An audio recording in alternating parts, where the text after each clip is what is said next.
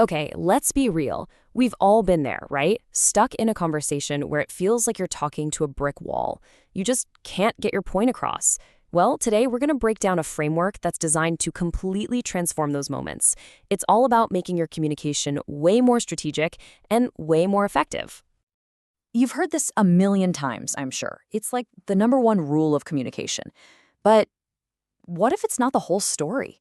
What if that one little phrase is actually, holding you back from getting what you want? Yep, you heard that right. According to communications pro Keisha Brewer, that old saying isn't just a little off, it's a lie. She's basically saying, repeat after me. What you say is just as important as how you say it. The actual words, the substance of your message, that's every bit as crucial as your tone.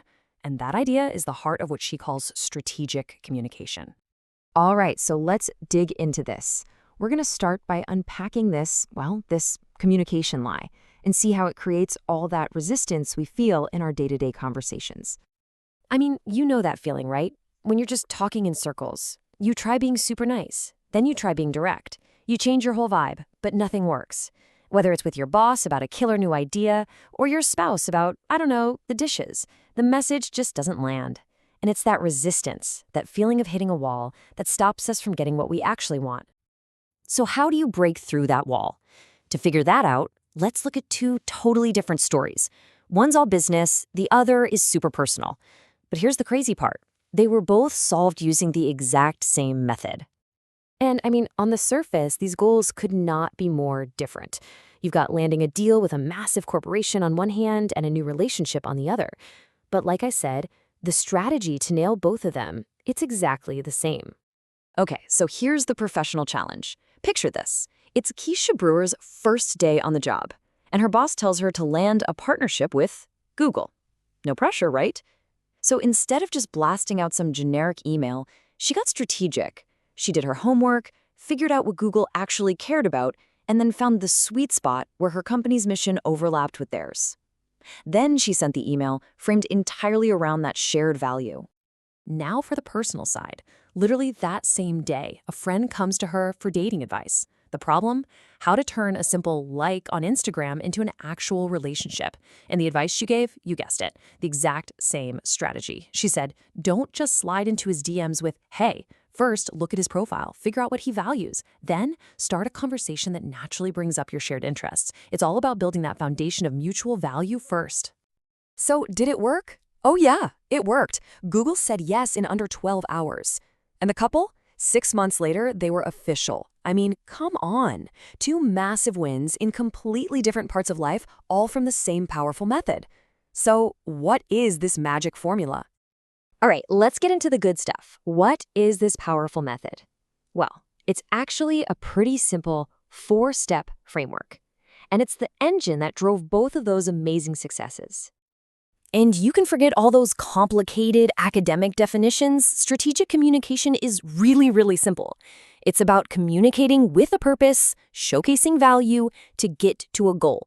Basically, know what you want, show the other person what's in it for them, and only then do you make your request. It's just about being intentional.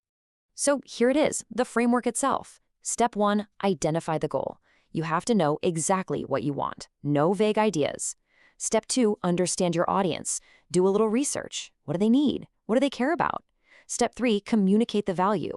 This is where you connect the dots for them and show how what you want benefits them. And finally, step 4, express the need. Once they see the value, that's when you clearly state what you want. Now check this out. When you lay it out in a table like this, it just clicks. You can see how these 4 steps map perfectly onto both the Google pitch and the boyfriend pitch. The goal was crystal clear, the audience was researched, the value was front and center, and only then, at the very end, did the ask happen. It's the same blueprint, just for different projects. Okay, I know what some of you might be thinking right now. Is this just a fancy way to teach us how to manipulate people? It's a fair question, so let's just tackle that idea head on. Because yeah, when you talk about getting what you want, that line between being strategic and being manipulative can feel a little blurry. But there's a really, really important difference here. And here it is. Manipulation is all about one person winning, usually at someone else's expense. Strategic communication, that's about creating a win-win. It's about finding alignment, not using deception, so that both people walk away feeling good.